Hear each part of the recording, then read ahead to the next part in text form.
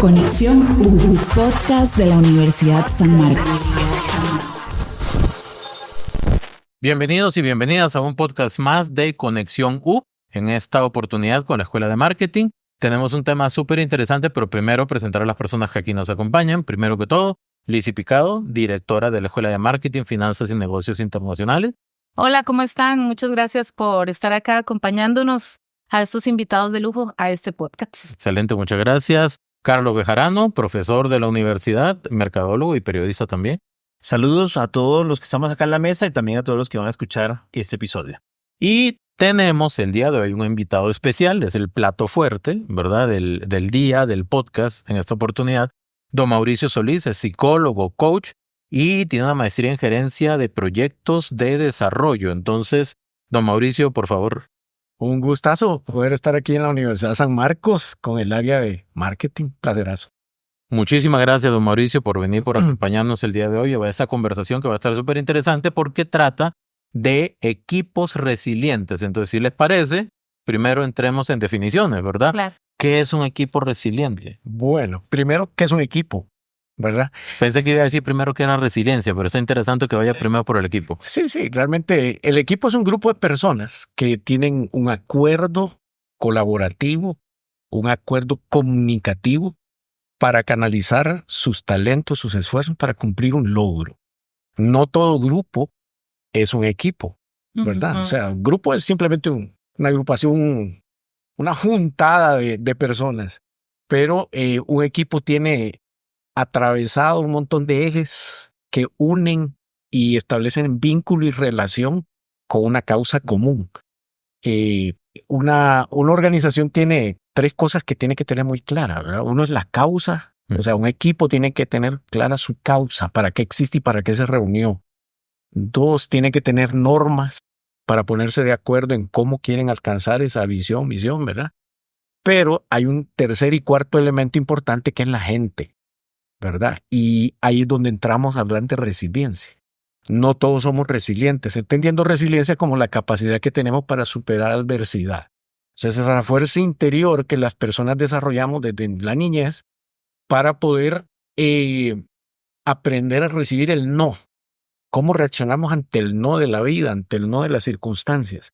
Y eso va formando en nosotros una fuerza interior para reesforzarnos, para agarrar una motivación que me ayude a superar fracaso cuando yo he sido el culpable, a superar desilusión cuando hay alguien que ha sido el que ha fallado o me ha fallado, y adversidad, cómo yo supero la adversidad, los obstáculos, me quedé sin plata, me quedé sin empleo, aparece un diagnóstico médico, etc.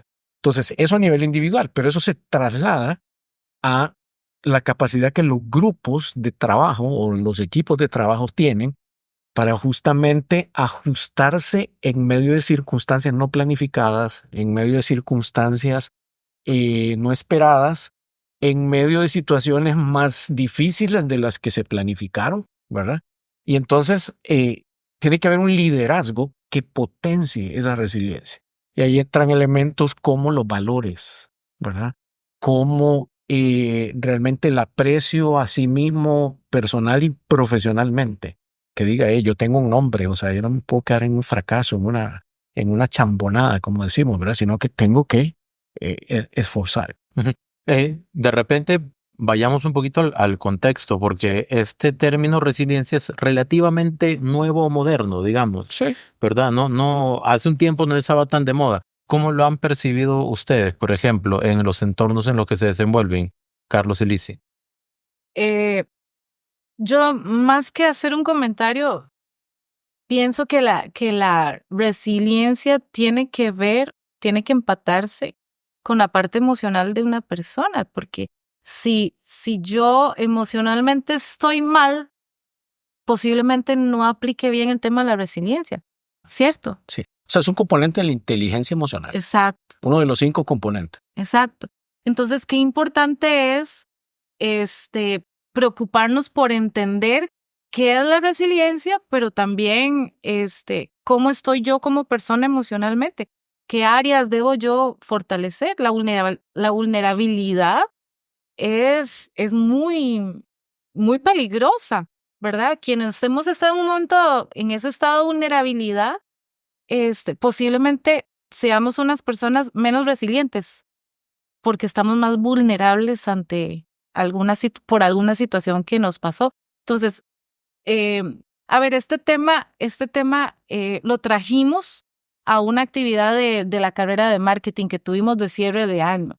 Y esto precisamente porque hemos estado golpeados por situaciones de salud de empleo y otras cosas de los docentes del grupo. Personalmente a mí me golpeó muchísimo algunas noticias de diagnóstico de un par de compañeros, uno todavía más fuerte que el otro. Y a mí emocionalmente me pateó, si podemos hablar así, me golpeó, ¿verdad? Yo tuve que empezar por llenar, digamos, esa parte emocional que me había golpeado. No sé si me explico, ¿verdad? Entonces, para poder estar estable ante una situación de resiliencia, pero voy a dejar a Carlito. Gracias. No, yo, bueno, te escuchaba, pensaba en todo esto y también en lo que uno va pasando, ¿verdad? Es todo un tema. Ciertamente, como dice Richard, es una palabra que existe en el diccionario creo que hace mucho tiempo, pero que se puso en boga, ¿verdad? Ahora, las razones también por qué se puso en boga, ¿verdad? Porque también es un tema de cómo saber hasta dónde debo de ser resiliente, o sea, hasta dónde sí, claro, saco la fortaleza, me sobrepongo a las situaciones, pero también cuando no serlo, porque también es darse permiso de no serlo.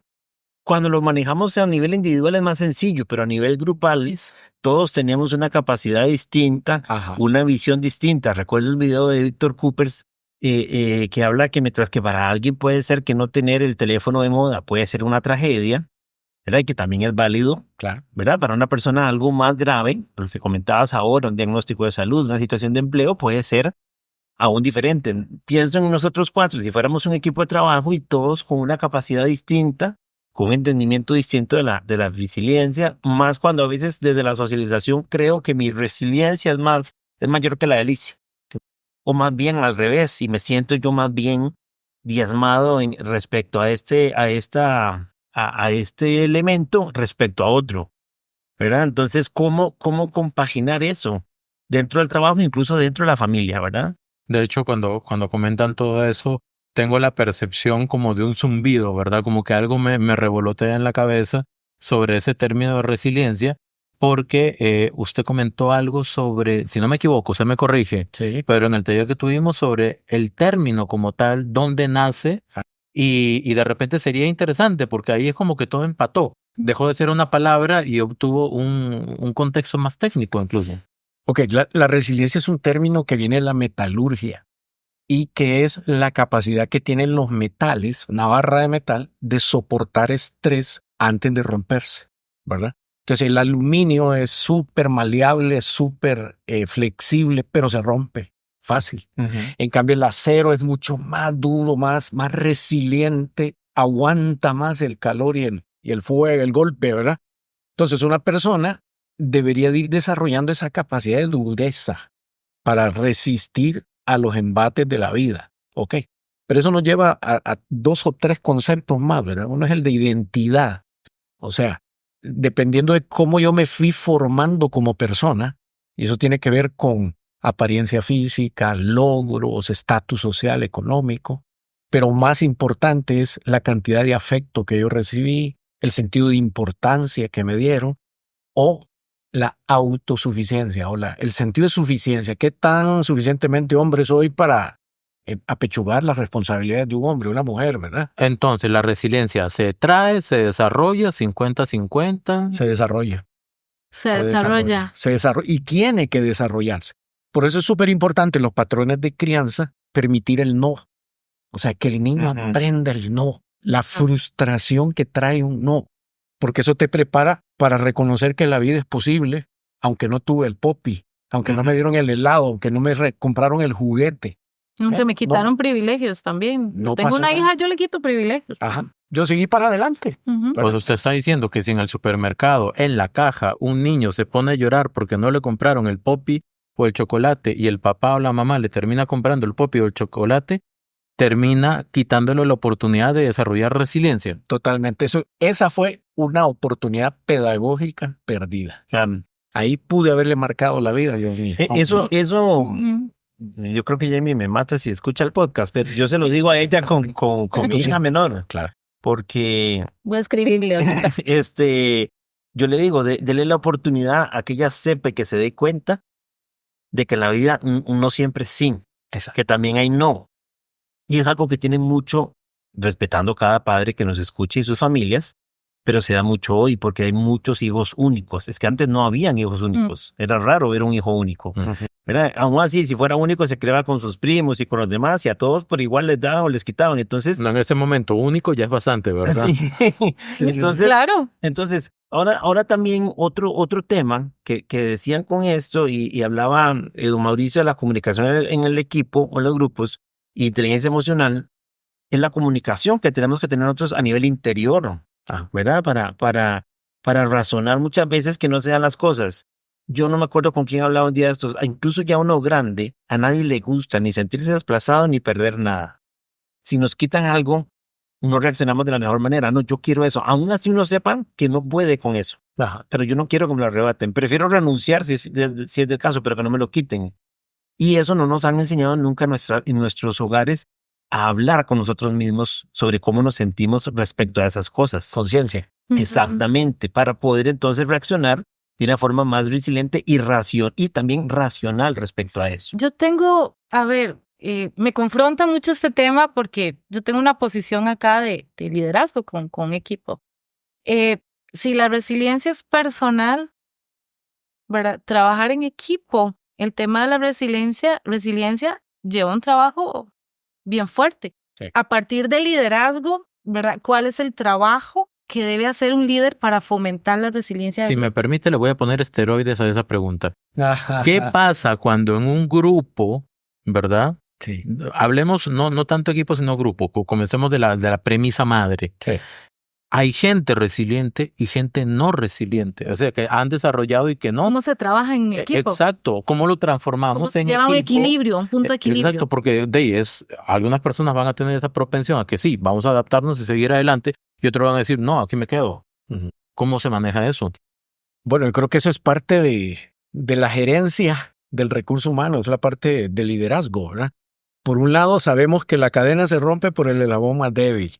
Y en una circunstancia de exigencia y de estrés, ya sabemos que el menos resiliente va a ser el que posiblemente más difícil va a ser de manejar o de administrar en medio de las circunstancias. O sea, cumplimiento de roles, manejo del miedo, el coraje de aventurarte y tomar riesgos con decisiones, ese tipo de cosas, ¿verdad?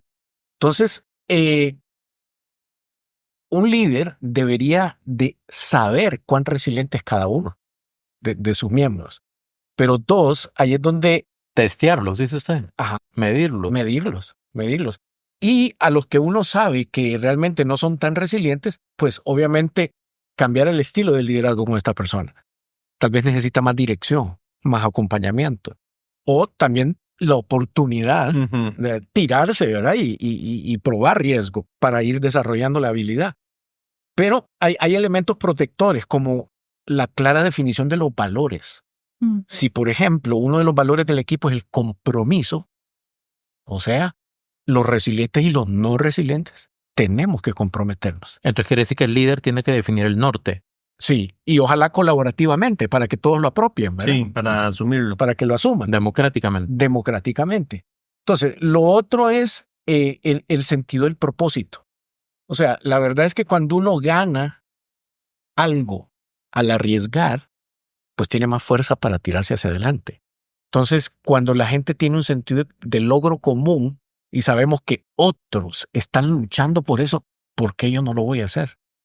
¿Verdad? O sea, tengo que hacerlo. Entonces yo me automotivo para poder tomar riesgos y iniciativas, ¿verdad? Entonces, clave el rol del líder, sobre todo en el 1 a 1. Ajá. Pero después, el trabajo del equipo te acompañamos, ¿verdad? Eso funciona mucho en el ejército, ¿verdad? En el ejército está eso de nadie se queda atrás, ¿verdad? Los Rangers dicen eso, nadie se queda atrás. ¿Qué significa? Tiriero, no te vamos a dejar botado, o sea, Vamos todos. Hay una película, hasta El Último Hombre. Ajá, ¿verdad? exactamente. Ok, pero a ver, estamos hablando de equipos de trabajo con metas laborales en común. Sí. Ok, Ajá. pero ¿qué pasa cuando vamos al escenario que dibuja Lizzie?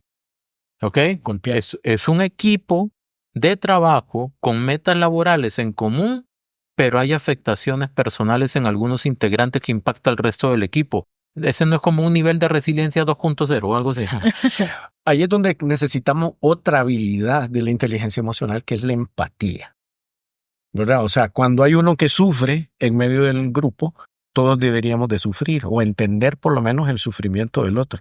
Entonces yo creo que la capacidad, y vos lo dijiste ahorita, ¿verdad? La importancia de la comunicación.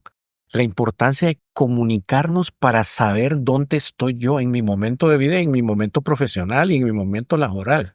O sea, todos sabiendo el lugar en el que está cada uno, para entonces acomodarnos. Y otra característica es la flexibilidad, que nos podamos adaptar. Hoy estás enferma y no puedes participar de esto.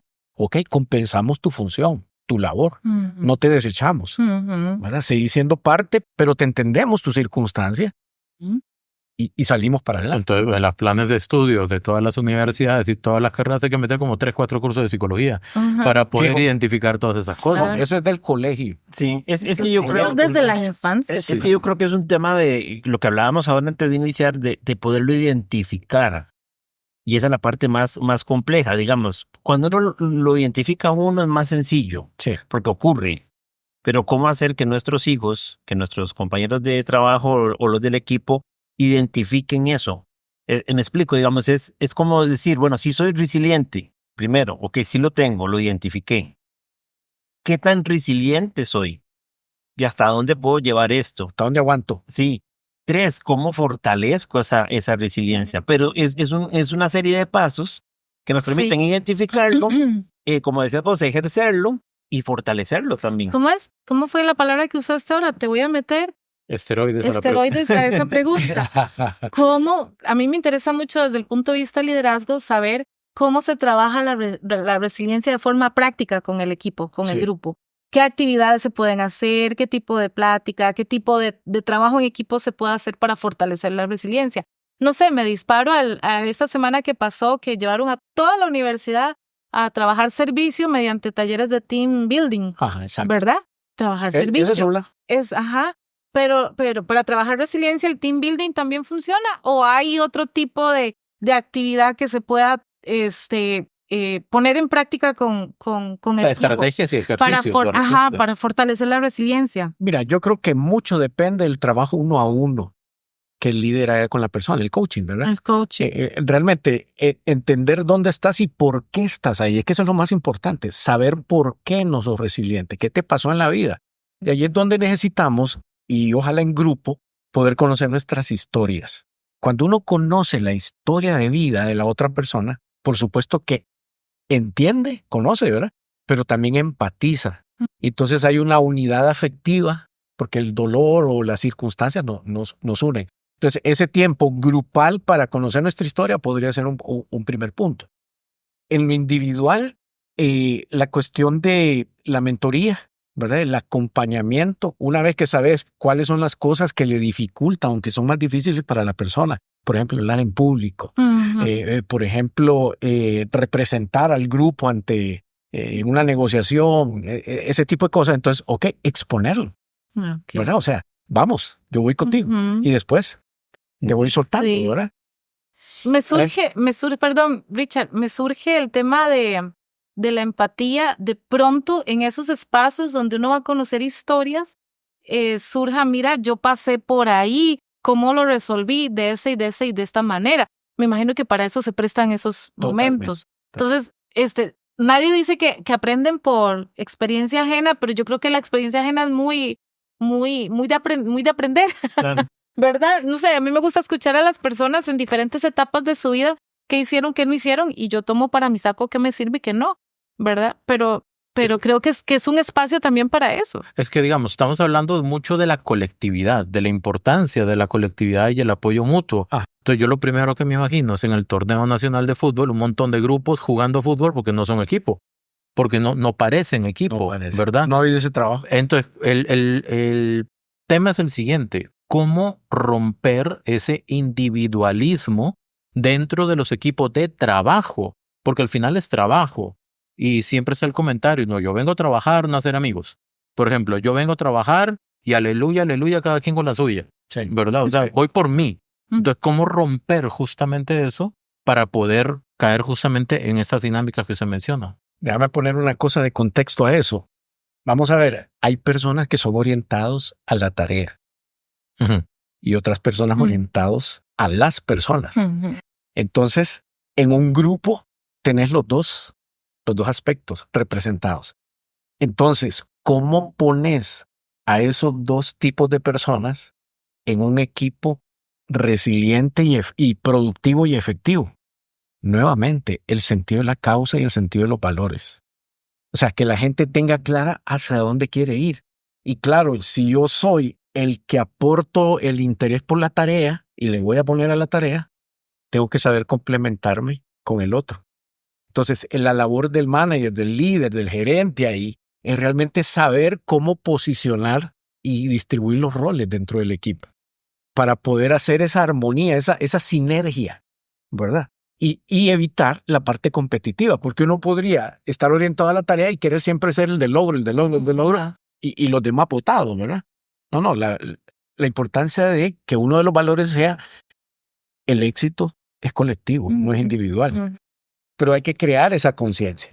Lo que pasa es que yo creo que ahí, ahorita que hablaba, me viene a la mente, una organización como la nuestra, como la universidad nuestra, tiene valores bajo los cuales cimenta y desarrolla la operación, ¿verdad? Sí. Sin embargo, cada equipo también tiene, por un lado, que interiorizar esos valores porque son parte institucional, pero también establecer los valores con los que va a operar. Como equipo. Sí, porque por ejemplo, y cuando hablamos de valores, yo creo que hay 2 o 3 valores importantes que todo equipo debe tener. Uno, la humildad, lo cual no es tan difícil de definir. Lo digo porque, ¿qué tal si me ponen a mí a Lizzie como mentora?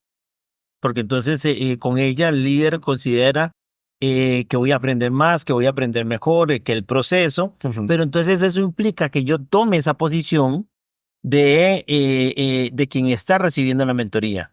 Y eso es poner abajo un poco el ego y de reconocer que ella me puede enseñar y que yo puedo aprender. Sí, yo creo que es un tema también de conocer las competencias y las capacidades de cada miembro del Claro, lo que pasa es que también en los tiempos en los que vivimos, muchas veces, aunque tengamos No les gusta. No, o pongámonos a pensar que bajo ciertas circunstancias, mis competencias, las competencias que yo tengo no van a ser útiles para eso y más bien tengo que empezar a desarrollar nuevas competencias, porque estamos en un constante. Según cómo se configura. Evolución. Exactamente, entonces tengo que tener la flexibilidad, que al final de cuentas es ese estrés al cual es sometido el acero, ¿verdad? Porque llegará un momento en que de tanto calor puede romperse, porque sucede, pero es el material que más puede soportar. Y eso sucede con nuestro tiempo. Recuerdo que una vez fui a una entrevista de trabajo hace mucho tiempo y me decía quien me entrevistaba, ¿tiene usted problemas de que su jefa o el líder del grupo sea menor que usted y sea mujer? Y yo en ese momento dije que no. Una pregunta muy machista. Sí, pero yo dije que no, pero sin embargo es parte de la realidad que viven muchas veces en nuestros trabajos, que la jefa sea o que el líder o la lideresa sea una mujer y que tenga que liderar hombres. Bueno, a mí me pasó algo de eso cuando... Por eso lo digo, pero es el tema que te digo. Entonces, nosotros, parte de eso es el trabajo de la inteligencia emocional que tenemos que desarrollar para saber cuándo estamos en una posición o en otra y aceptar ambas con la misma responsabilidad porque ambas son importantes. Y reconocer. Lo curioso de lo que usted mencionó sobre el tema de la metalurgia, que estaba recordando, yo tengo un amigo japonés que el abuelito fue samurái, de las últimas generaciones de samurái, ¿verdad? Wow. Y él me decía de que está en japonés, no se lo voy a decir en japonés, pero decía como que mientras más duro y más veces le pega al acero, más fuerte se hace y más filosa se vuelve la espada. Por eso la espada samurái es de las más livianas, pero las más poderosas que hay en el mundo y nunca sufrió mejoras, ¿verdad? Entonces estaba como tratando de recordar eso y me imagino que eso es resiliencia también. Sí, claro. Pero Bejarano dijo algo, valores. Pero los valores a uno no se los inyectan necesariamente en el lugar de trabajo. Eso se forman en los primeros años de vida, en la familia. ¿Y cómo hacemos cuando viene alguien de una familia desarticulada? Mal amansado. Pero es que, Ok, familia disfuncional, es mala lanzada, ¿verdad? pero es que también es parte de que hay diferentes, y recuerdo cuando en algún curso de sociología que se hablaba de los diferentes contratos sociales. El niño establece un contrato social, pero ese mismo contrato social se transforma cuando es adolescente, cuando es adulto, conforme vamos avanzando. Incluso a veces los antivalores del hogar pueden hacer que una persona cobre valores. Yo he escuchado a mucha gente Ah, sí. decir, Pero eso es yo una no- resiliencia nata. claro, Entonces, pero yo escucho a la gente a veces decir, yo no tomo porque en mi casa mis papás tomaban y no me gustaba lo que veía. Sí.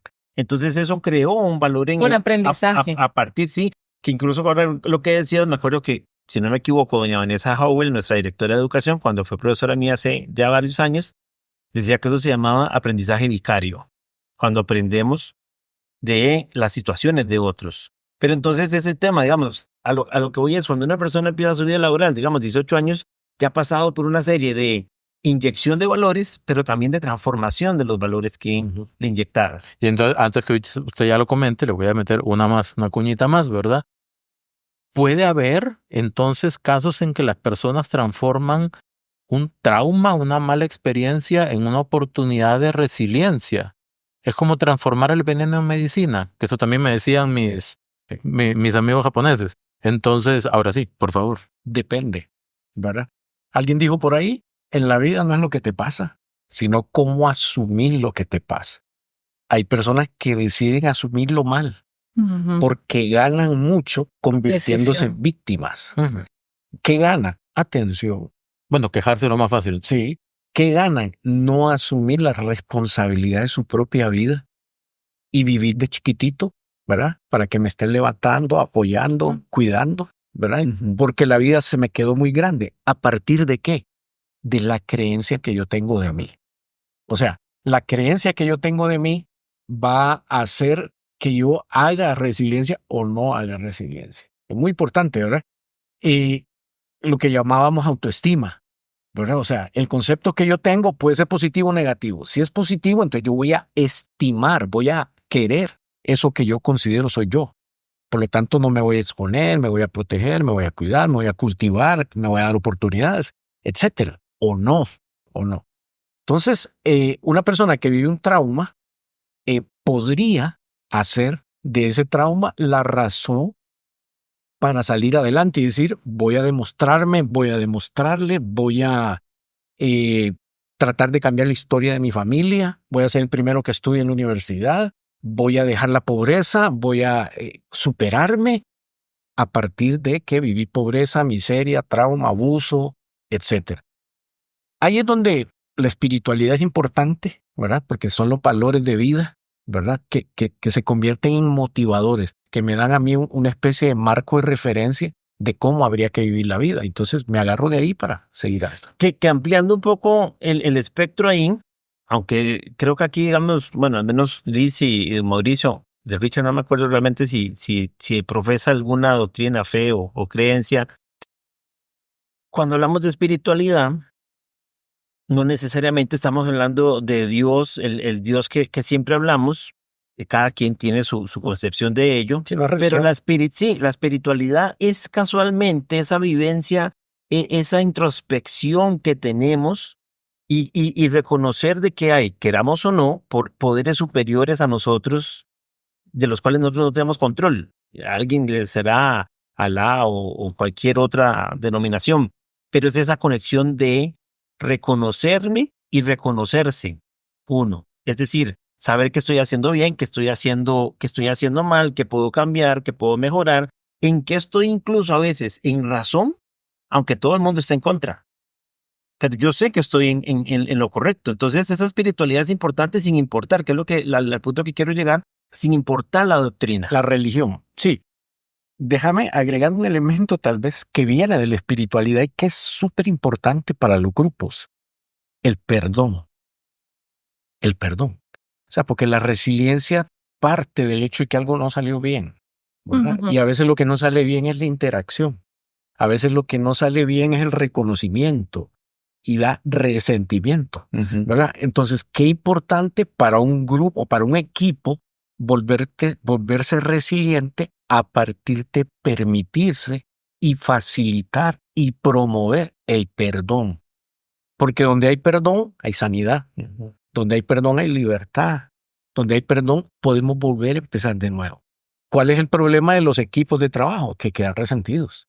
Y que entonces yo ya tengo una espinita en contra tuya. Y tenemos que echarnos juntos este proyecto y salir adelante, pero yo sigo mordido. Y yo sigo resentido y yo sigo en desconfianza.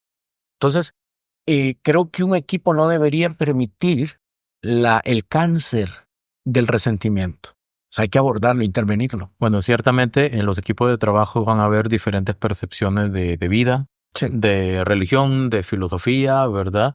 Y lo interesante es que, perdón, cuando se habla desde la óptica de la espiritualidad y desde el humanismo, nos ponemos de acuerdo más rápido. Ya por un tema de tiempo,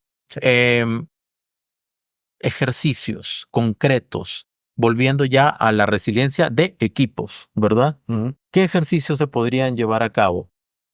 Mira, número 1, quizás instaurar la rutina de una reunión semanal para exponer principios, para exponer problemas. ¿Qué tan formal?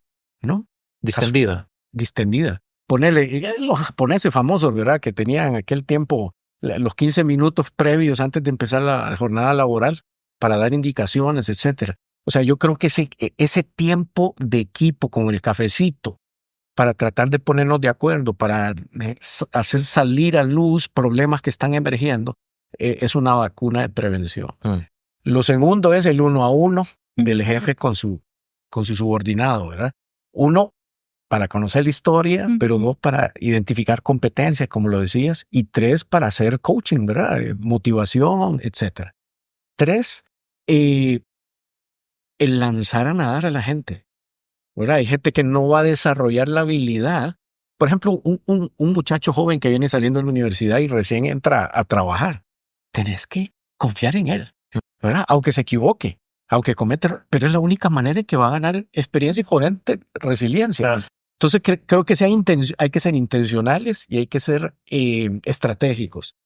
Lo otro, el aprender a escucharlos como equipo, el poder tener esa habilidad de la escucha activa, ¿verdad? De que realmente todo el mundo pudo comunicar su mensaje y se siente contenido y se siente aceptado y reconocido. Que valga decir, el reconocimiento, podría ser otra de las habilidades a promover, ¿verdad?